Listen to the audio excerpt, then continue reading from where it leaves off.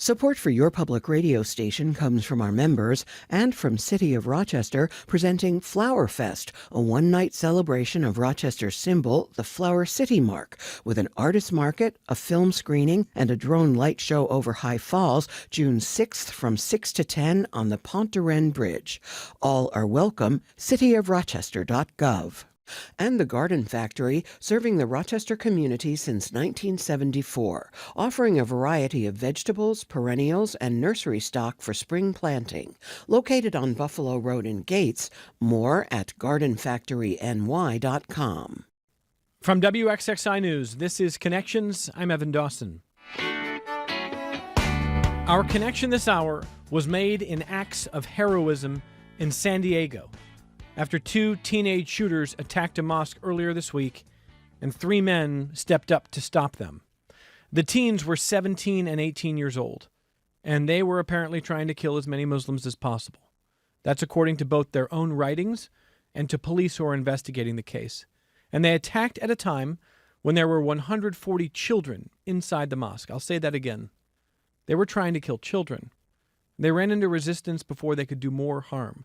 The teenagers shot and killed Mansour Kaziha, Nadir Awad, and Amin Abdullah. Here's how NPR tells their story. Quote, Mansour Kaziha was the mosque shopkeeper, known for letting children take candy for free. Nadir Awad was funny, cheerful, and regularly went to the mosque to pray. And Amin Abdullah was a dedicated security guard who greeted people with a bright smile and the occasional sage life advice. Until recently, all 3 men were best known for small, everyday interactions at the Islamic Center of San Diego.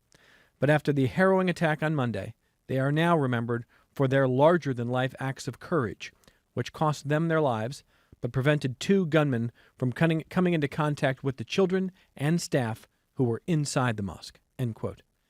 The teenagers eventually killed themselves.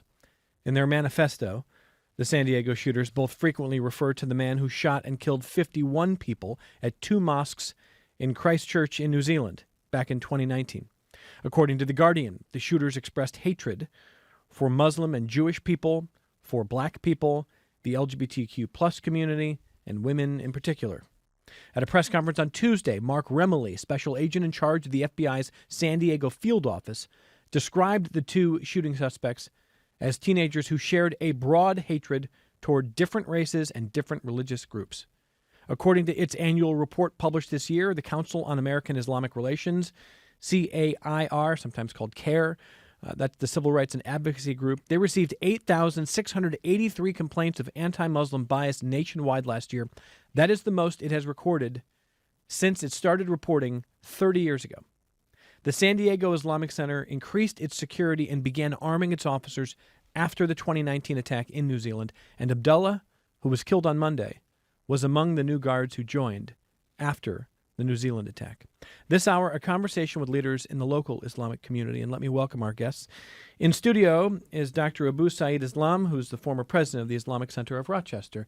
Welcome back to the program. Thank you, Evan. It's a pleasure to be here, but I wish it was under better circumstances. I very much agree. In fact, if you're watching on YouTube, you see Abu is participating in the Day of Caring, and you were joking before the program that you felt a little scrubby today, but I think you look great. I thank you for taking a little time out of your day doing that, because I know you're doing great work in the community here. And on the line with us is Sareer Fazili, also a former president of the Islamic Center of Rochester. And Sareer, welcome back to the program to you. Thanks for being with us. I appreciate the chance to be here, and I concur with my colleague. I do wish it was under much better circumstances. You know, Sareer, you reached out to me earlier this week, and as we often do during some of these, I mean, you hate to say it this way, there have been regular attacks over the years on this community. I don't even really know where to start other than to give you the floor and to ask you if this feels different in any way, if this feels even... if the moment feels more dangerous, or if this feels sort of consistent. Unfortunately, I think this is the next step. Hate is not only being normalized, it is being encouraged. It's being catalyzed. Members of my own government are not necessarily saying that the hounds should be released on Muslims, but if the language they are using to demonize us, the legislation they're passing, the efforts they are making outwardly making lists of Muslim countries and places where Muslims are in majorities that should not be allowed to enter the United States, that should be kicked out of the United States. What else would I expect from people and communities who are looking for an excuse to normalize hate and attacks against my communities? It's a tragedy. I never thought. Every time I come on, I think I never thought that we would get to this state, but here we are. Dr. Islam, what do you think? I think I agree with Sareer with the rhetoric that our governments and their leaders, it's not only their government in Washington, but some of our local leaders, our state and our mayors are making out on hatred and bigotry. And it almost feels like this was inevitable, if not at the Islamic Center of San Diego, but somewhere else. So the root cause is somewhere else. These are the symptoms that we are seeing. When news like this happens, Abu, and you hear it, and then you start to get the details, which somehow are always worse. I mean, when I was reading through before this program, it is bad enough to see mass shooting anywhere. I don't want to mention the names of the shooters, and I'm not going to on this program today. But they were teenagers who apparently were radicalized and met online. They wrote 75 pages of hate and posted it online before going out to kill people, to kill Muslims, to kill children. I feel like we are so broken. And I know there are wonderful people. I mean, the three men who were killed were absolutely heroes. And again, if you want to, listeners, if you want to dive more into the story on your own, you can. Again, I'm not going to read the names of the shooters. But the security guard holds them off for a while, and then he dies. He exchanges gunfire. And then the two other gentlemen who died lured them away and outside when they were starting to go room to room. But it was the security guard who gave the people, the adults and the children inside, time to hide. I mean, you could focus on the heroism, but part of me just goes, God, are we broken? Are we too broken, Abu? What do we do with this? We are very much broken. And I'll be honest with you, even I think Sareer will agree with me that for the Muslim community, every time we hear in news of a mass violence or shooting, something like that, of course it is sad, but almost the first or second question that comes to their mind is that who did it? Was he or she a Muslim or not? Why does the question comes in? Because the rhetorics that's out there that our leaders put out, portraying what we are, right? And that has generated this kind of notion of what we can do. So that's the first fear that comes. Then once we hear that that's not, then reveals, okay, what really happened, the victims, right? And here you can see that this is not even a political place or in a revolt or rallies. This is just a mosque where people come to pray to their creator, and students are coming here for education. So again, I don't want to name those two teenagers. I think they're also the victims. Who are the victims of the propaganda that's being made outside? And you can see that in their manifesto. It's not against Muslim. They're against talking almost everybody. Yeah. So people don't realize that hate rhetoric eventually will eat you up as well. It's not some other faith or some other color or some other nationality. Eventually it'll come to you.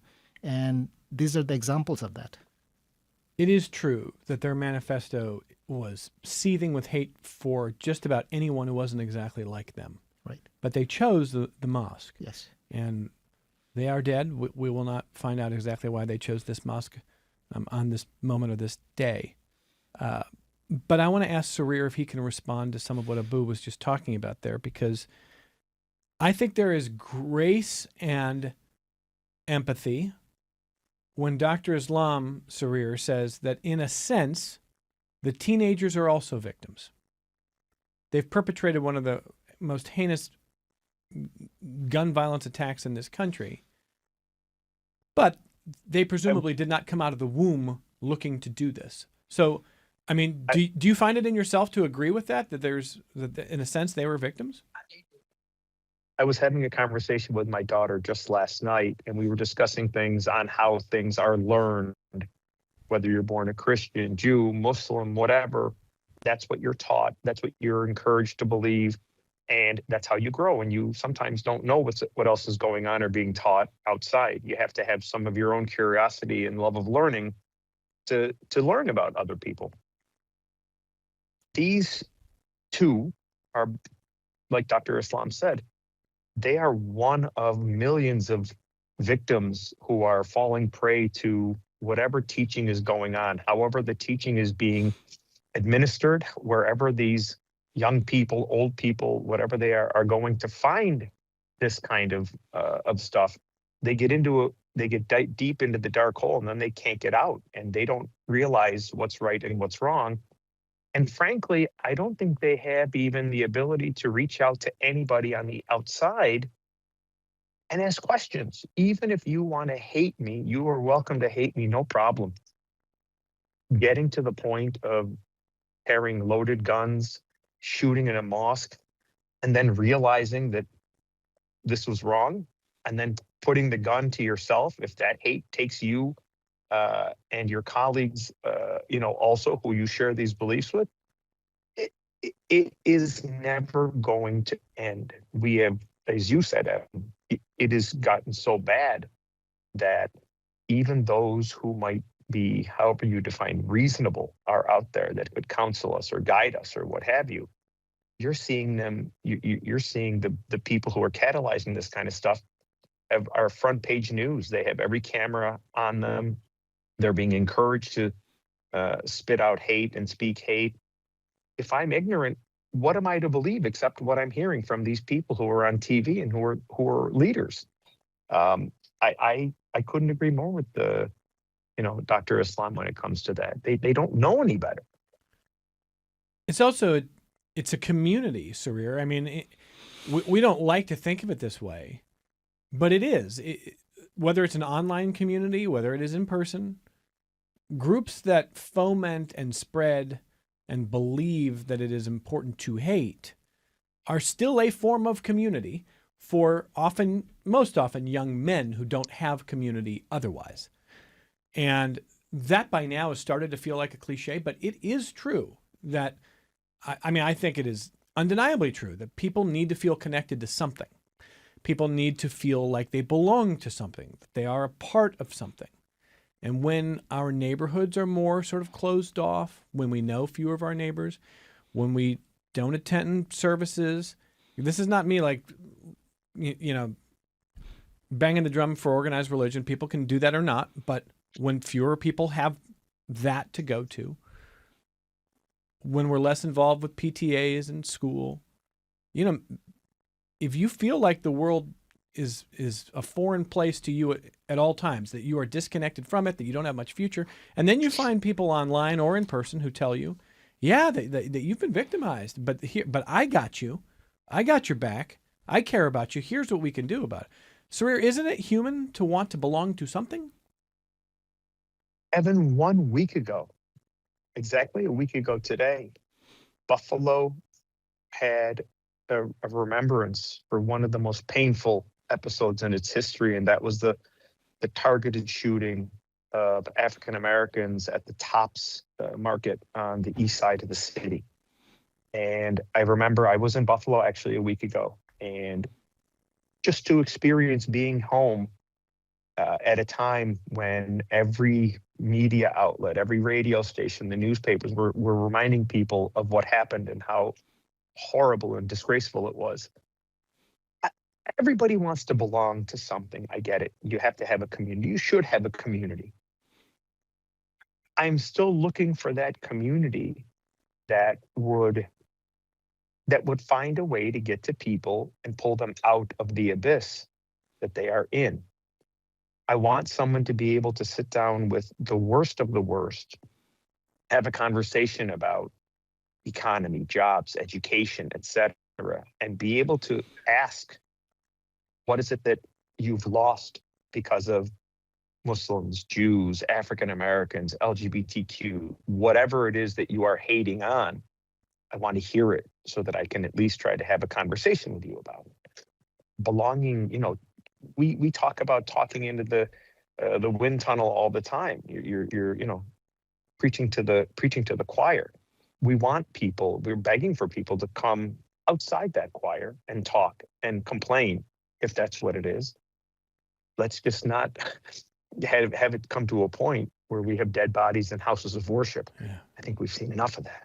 Yeah, and Dr. Islam, I should mention that, again, I'm not going to go deep on the shooters. I mentioned some of the list of their targets of hate, but they included President Trump. They hate President Trump. They hate what they called MAGA boomers. They actually use worse words than that. They hate liberals. They hate Democrats. And of the two of them, one identified himself as Christian. The other identified himself as his only religion is the white race. In a way, the hatred of all things politics, there's no comfort in that. But there's like a nihilism there, like a meaninglessness, that there is nothing good that could come of anything, and he's just going to turn to violence. Do you have a sense for how we can, as a community, start to break through and start to pull people back from that kind of abyss? I think before I answer that, I'll go back to your previous question we were discussing with Sareer, that should people belong to somewhere? Yes, they should. But there we need some investment from our leaderships. All the mosques, churches, synagogues, temples, they're doing their best to bring people together, but they can do so much. It needs our leadership's involvement. But when we see our leaders are only involved with rhetoric, they think it's glorified to either pick up some other country's leaders, bring it here, it's such a successful thing, or go and kill some other country's leader. Whether they're good or bad, that's a different story, right? Or always they're saying the way our leadership is behaving is to bomb another country or to support another country to bomb the third country. That's kind of the news and the teachings that they're getting. So under these circumstances, it is very hard for the local institutions to redirect. Like you said, we cannot stop information. Information is everywhere, right? And that kind of information, it's a lot easier to get from social media and the webs and all that. And there it's being glorified. And that's what's teaching these kids to do things that is wrong. Yes, locally we should do more, but unless we have change in our leadership's attitude toward the humanity, it's extremely hard and it's almost like a losing battle. So listeners, if you want to weigh in on this, as we're talking about the mass shooting at the mosque in San Diego, where we're talking about what radicalizes people, and frankly, if there is a way to intervene before we see even more violence, we'd love to get your thoughts on this. It's 844-295-TALK. It's toll free. 844-295-8255. It's 263-WXXI if you call from Rochester. 263-9994. You can email the program. The email address, as always, connections@wxxi.org. And if you're watching on YouTube, you can join the chat there. My guests are two of the former presidents of the Islamic Center of Rochester, Dr. Abu Saeed Islam, Sareer Fazili, joining us remotely and sharing their thoughts on this Thursday afternoon about the Monday mass shooting that killed 3 of the Muslim members of the mosque, and the 2 shooters killed themselves. But those 3 men prevented what could have been it's already bad. But you had 140 kids inside that mosque. It could have been something even worse. And so we're talking about how we get here and, frankly, how we get out of here. And I would love to take your thoughts because nobody, I think, has a perfect idea. One of our listeners says, this is in part another product of the breakdown of the nuclear family, the absence of male role models, the failure of society to promote family, both on a governmental and societal level. The hate of these boys is a manifestation of that breakdown. Never taught how to conduct themselves as men, they devolve into a Lord of the Flies universe. What do you make of that, Dr. Islam? I agree with him that's what our society and our leadership is teaching, that anything that you have, take it out, take out your gun, blow somebody out, kill somebody, or bomb it, and everybody's saying that is a glorified thing. And that's what they're getting. So when they have some issues amongst themselves, that's what they're learning. And on top of that, our domestic guns accessibility. Yes, you can have those feelings, but a lot of the time, even if you have those feelings, you may not have the means. But here, they have the feelings, they're being taught, and they're being given the means to do it. The guns are everywhere, right? So we spend more money on domestic guns than the amount of money that's needed to get rid of homelessness, right? That's really the statistics. And when you're in such circumstances, it's a lot easier to take your frustration out in bombing. But like you said, this kind of education or teachings eventually come to you. Like you said, that even if they belong to a particular, I don't know, kind of white race, they'll find somebody even within that white. They said you're different. So To hate them. Yeah, right? It doesn't stop with other religion or other nationalities or other race. It just you keep on dividing. What do you think, Sareer? I don't know what to think anymore. People who participated in the January 6th insurrection, I think they've almost all been pardoned. And now I'm hearing about news. I try not to read too much anymore about a fund that has been created as a result of a settlement with the IRS. That's right. And people who participated in January 6th have applied to be reimbursed or compensated for I don't know what. And now I see that there's litigation that was immediately commenced to try to stop those people from being eligible or applying for these funds. I mean, I don't know where it ends. I come from a community, believe it or not, that teaches so much peace and tolerance and education and getting along.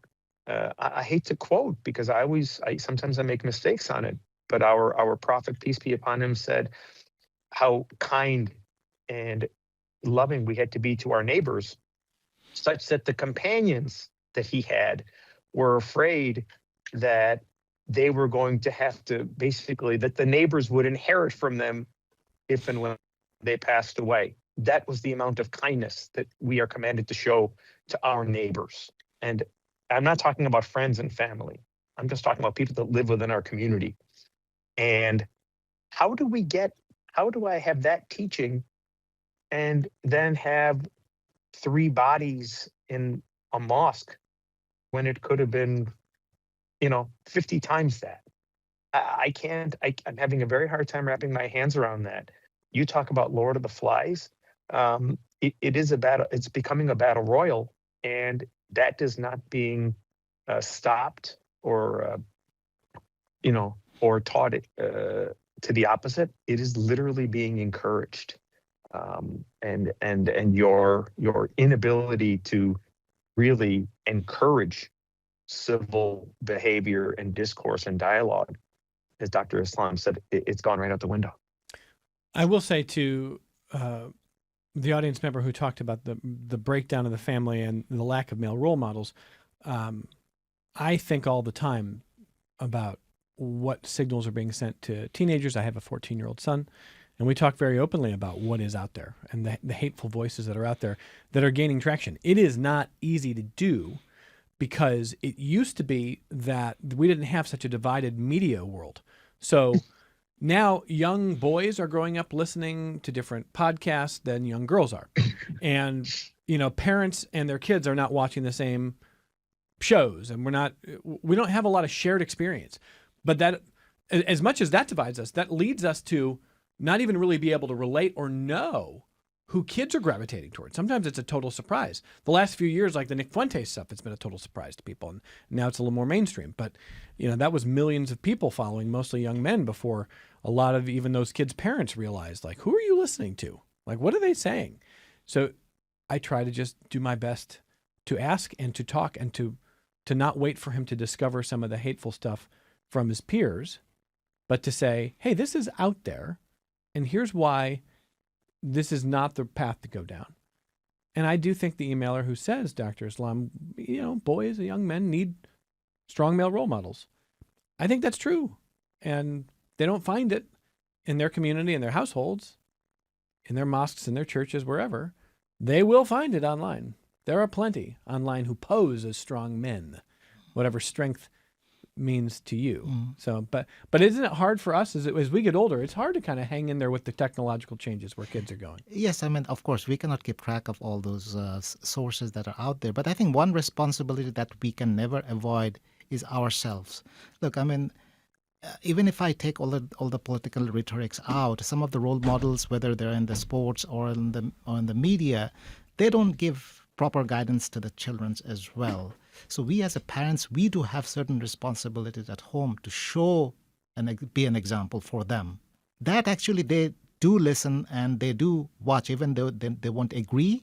But I think every children first watch their parents. So I think if children or a teenager, when they behave wrongly, parents bear some responsibilities. What example did they create at home? Because at the end, that's with whom they spent the most amount of their time, and that's where they're learning from.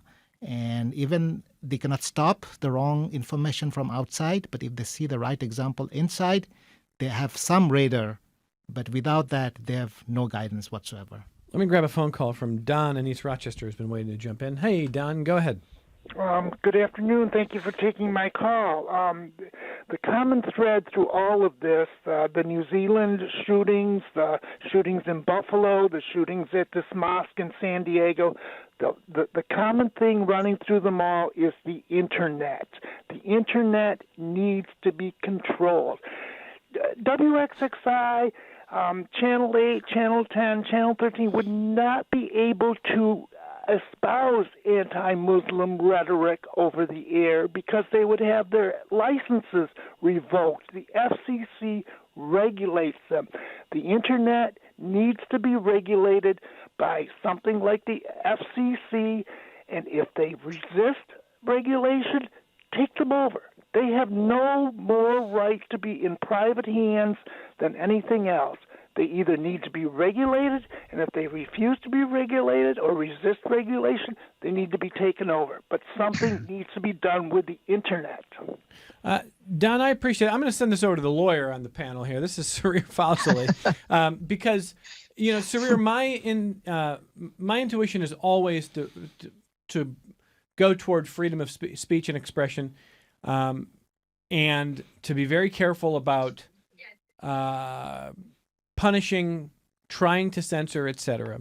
I understand what Don is saying here.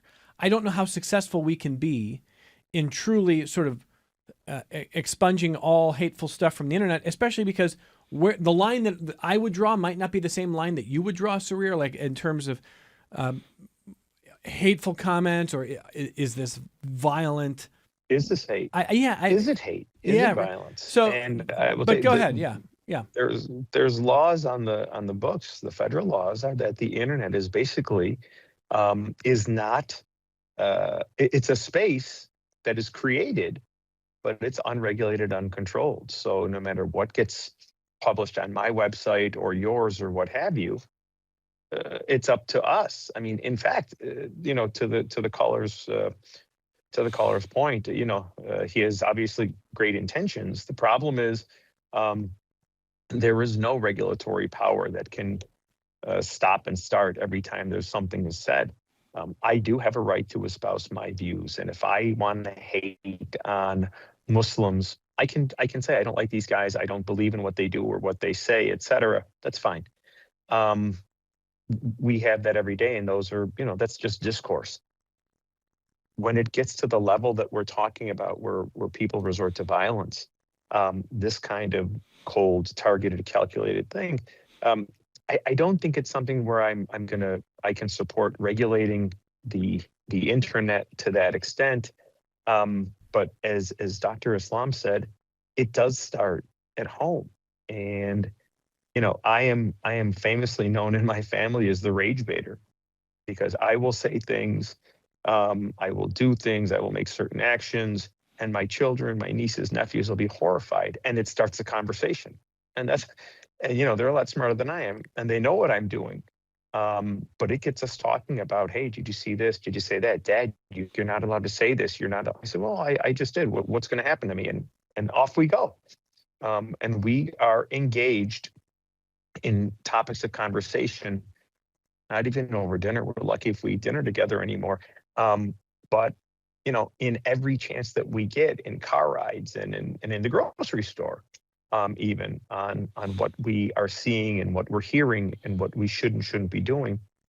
This is basic stuff. And the moment these kids are born, we get them. We get them for a brief period, because then they go to school, they go, and they're in the neighborhood, they're at a friend's house, they're et cetera. We as parents, we have to be better, and we have to be accountable. There's no two ways about that. The internet is far too deep and far too vast and expansive. After all, it is the World Wide Web to try to control stuff like this.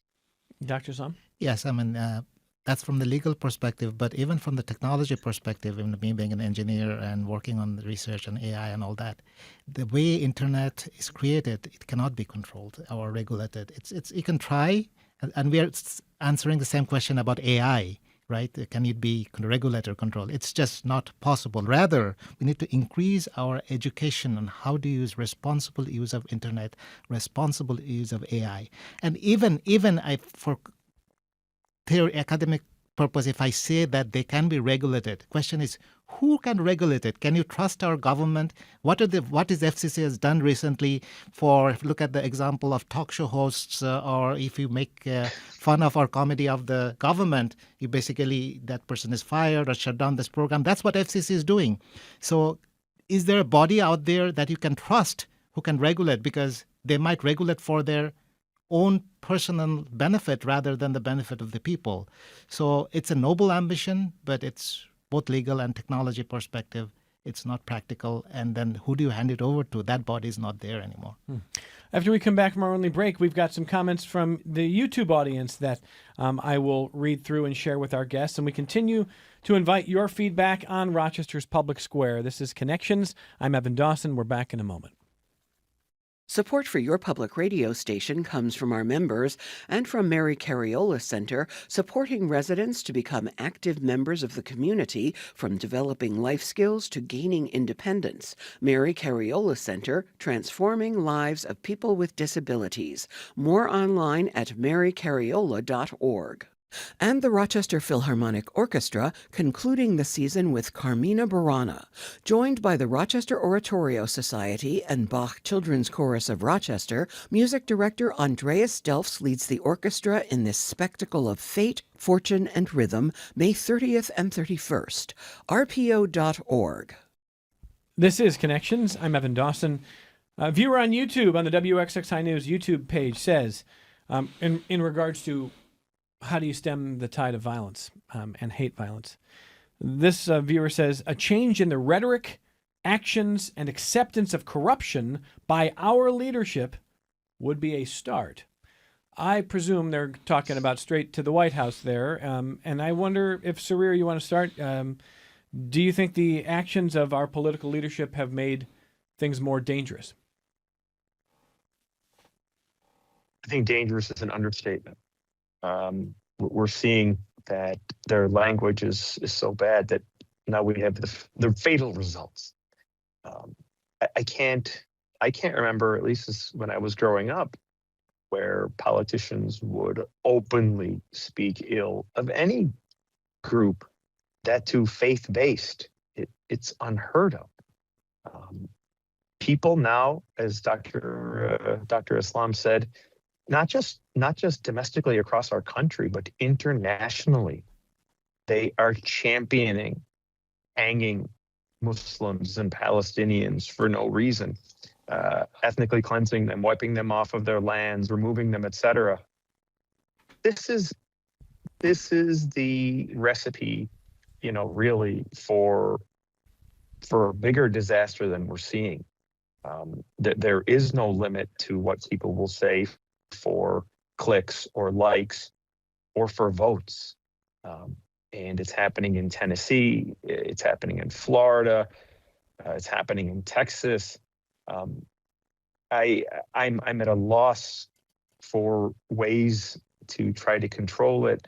I think Muslims have been extremely active politically, just trying to have conversations with people at all levels, local, state, county, and federal government levels. There are Muslims that live in all of the jurisdictions where a lot of these congressmen and senators live, and they vote. Are they in a minority? Yeah, they are. But it shouldn't be about, I have 10 people and you have 8 people, so my hate beats your beats your like, or vice versa. We need to really be able to have conversations and say, let's just tone it down and get along. And you talk about stemming hate and violence. I'd really like to there should be a litmus test, if anything, for some of these politicians on what they're saying and how they're saying it. And one other point on that before I turn to Dr. Islam, Sareer, what's sort of interesting to me is that I'm speaking very generally here, and that there's nothing is a monolith, and there's all kinds of different views and attitudes, etc. There is some portion of the Islamic population that is culturally more conservative. Again, I'm using that term in more the traditional American sense, not really the last 10 years, because I don't know that the last 10 years is actually, if you are a Republican, I don't know that you're in 2026. I don't know that you are conservative in the sense that we used to talk about. Maybe you are, maybe you're not. But there are the Latino population, again, broadly speaking, pretty culturally conservative. But at the same time, feeling at times excluded or targeted or victimized by a population of political figures who might have some common ground otherwise. How do you see that, Sareer?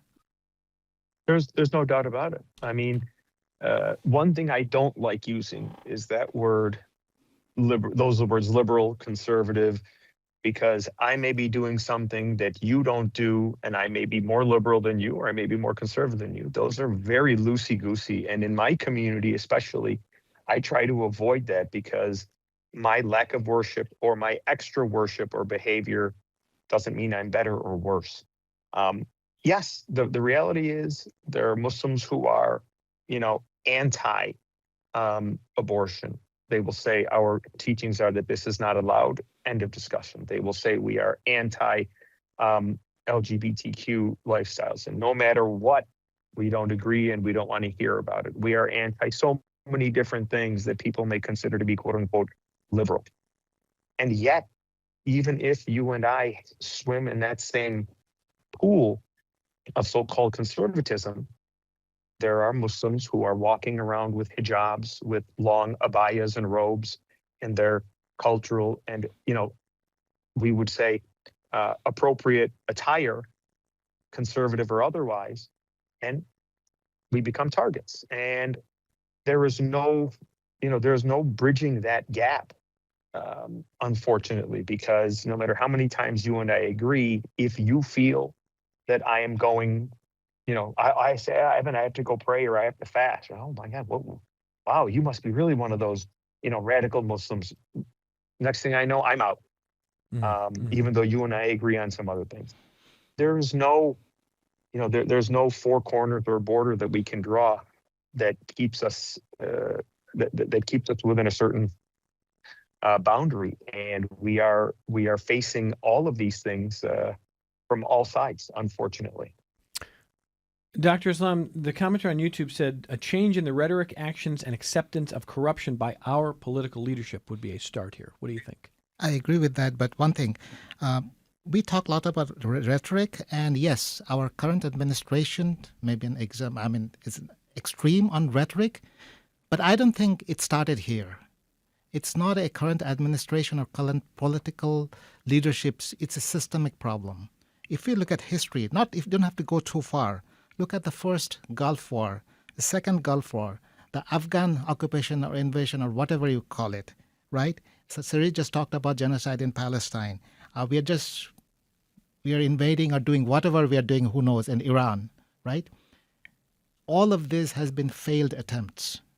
No success has come out of it. We spend trillions of dollars, and only people that have suffered are innocent peoples. But during all those actions, leaders from both political parties has been involved.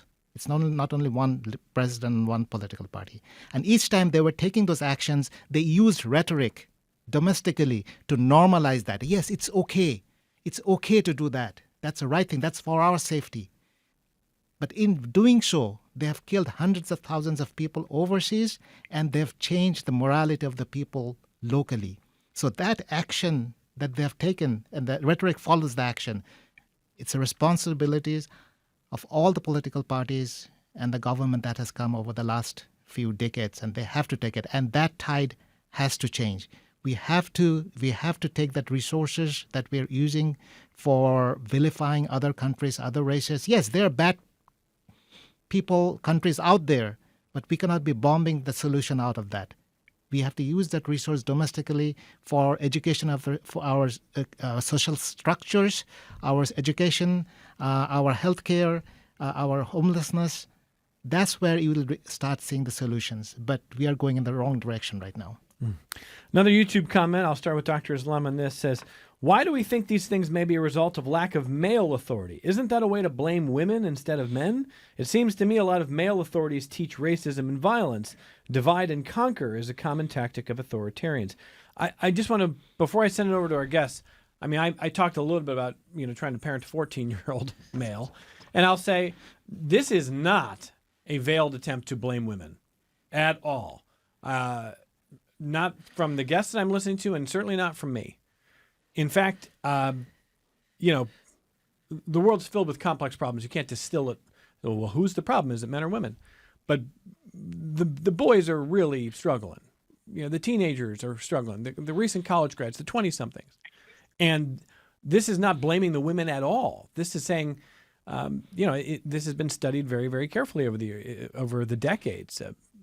Boys and young men need a lot of things, and they need strong male authority figures in their lives to help them set, examples and morality and ideas. And if they don't have that, that's not blaming the women. That's saying, where are the men in your life?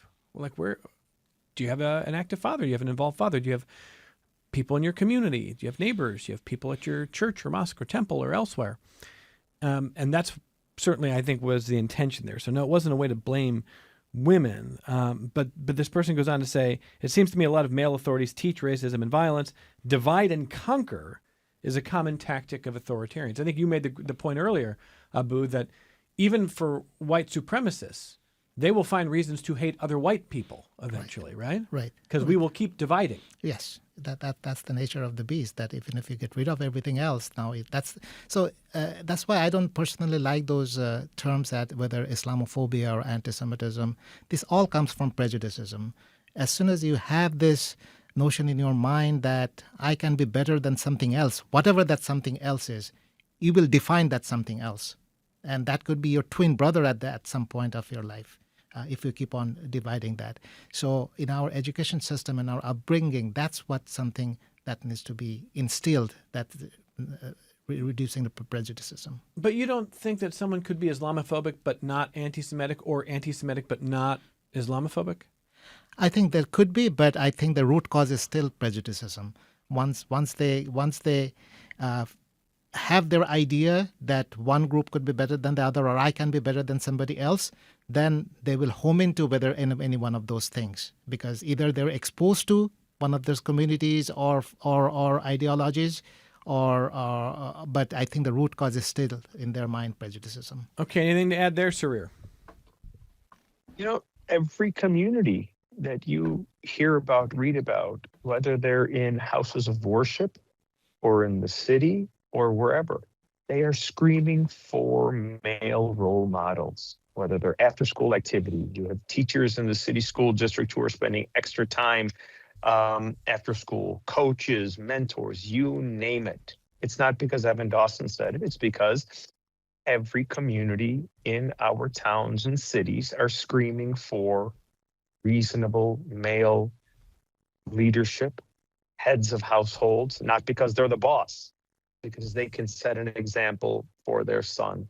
They can set an example for their family. It's simple teaching. There used to be the common refrain once upon a time: boys will be boys. Boys will be boys was different in sports and in different things. Now the boys are not just being boys; they're just being nasty, and they're growing into nasty men, and they are neither seeking any kind of teaching or education, and it gets to a point where it gets to be too late. A lot of the resources now that communities are spending, especially faith-based communities, are in going into the penal system, going into the corrections facilities, and trying to give, especially men, obviously women also, but especially men, teaching and guidance and trying to show them a path that gets them away from the life that got them into the facility in the first place. If we can get the kids now at middle school, at high school, at elementary school, we can do wonders. But the men do have to step up, and there's no argument to be made against that. There are too many kids being raised in single mother households, grandmother led households, without the fear, the child of any reasonable authority, to teach and to guide and even to punish when they step out. I'm going to connect things that may be far afield here, but to that sort of last set of points from Sareer, one of the things I have noticed as a youth sports coach is that there are a lot of men coaching who really believe that every umpire, every referee is out to get them. And, we can laugh about that, or we can talk about like, well, everybody complains about a call, or look at the NBA. No one ever thinks they committed a foul, or every coach thinks every call is bad. But what you're actually teaching young men is that the system is rigged against them. And they become young adults thinking, well, everybody's against me and everything's unfair and I'm not treating fairly. And that's loser behavior. And I try to teach, when I can teach boys and young men, that it is loser behavior to think that everything is rigged against you all the time, because it is not. First of all, it is not. Second of all, you can't perform at your best if you think that everyone is always out to get you. But third of all, just be accountable. Be accountable. Understand there's going to be mistakes made, but there's not a grand conspiracy against you. And you should be accountable for you. And you should accept the results of your own actions, as opposed to always blaming somebody else. And I know that's kind of a leap, Sareer, but it just feels like in this moment, where's accountability? There's less accountability culture. That's just an observation. Evan, I can only support that theory if you're a Buffalo sports fan. Then yes. Listen, I was mourning the Sabres loss, but I was not blaming the refs for the puck that was knocked out of the glove. I trusted the call. It's tough. Then the world is against us. I know. But I will tell you, I have 3 girls, and it has been the greatest joy of mine to watch them compete in every facet of sports that they chose. The best part of having them be in sports was when they had women coaches, as good as upbringing and as good at teaching as they've had from some of the best coaches that Section 5 in Western New York has ever seen.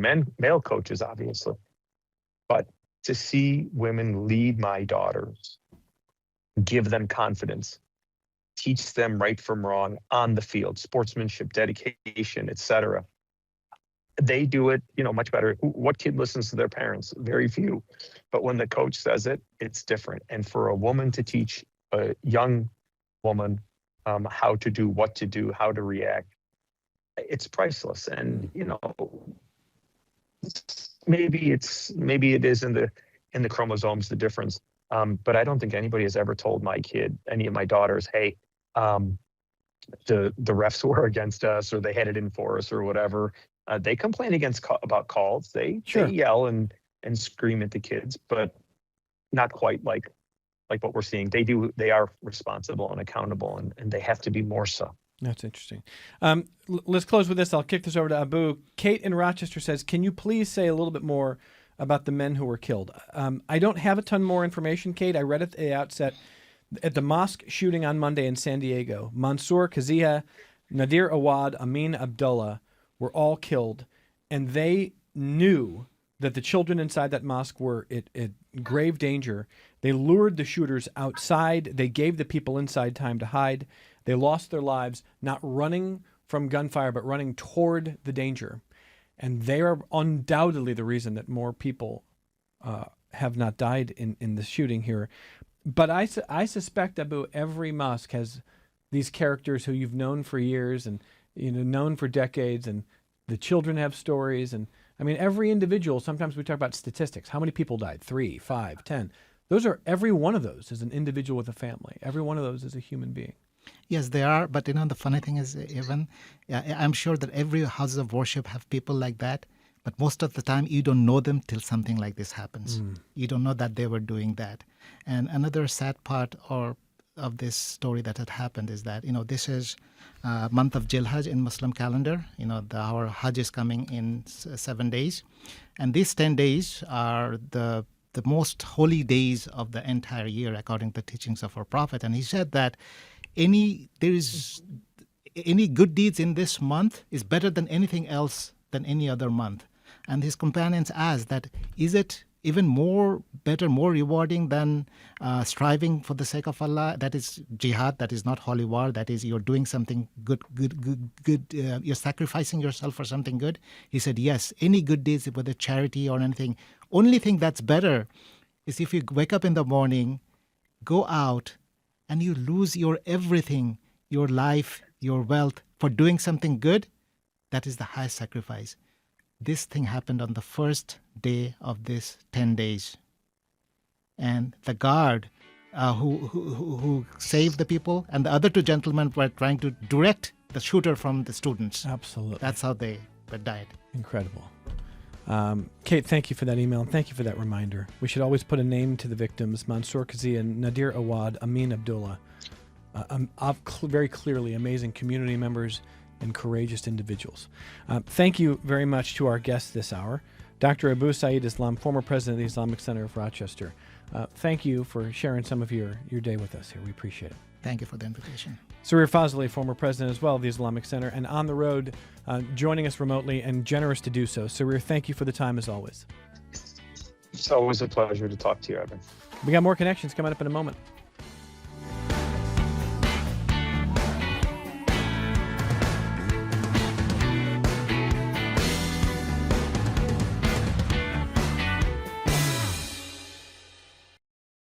This program is a production of WXXI Public Radio. The views expressed do not necessarily represent those of this station, its staff, management, or underwriters. The broadcast is meant for the private use of our audience. Any rebroadcast or use in another medium without expressed written consent of WXXI is strictly prohibited. Connections with Evan Dawson is available as a podcast. Just click on the Connections link at WXXInews.org.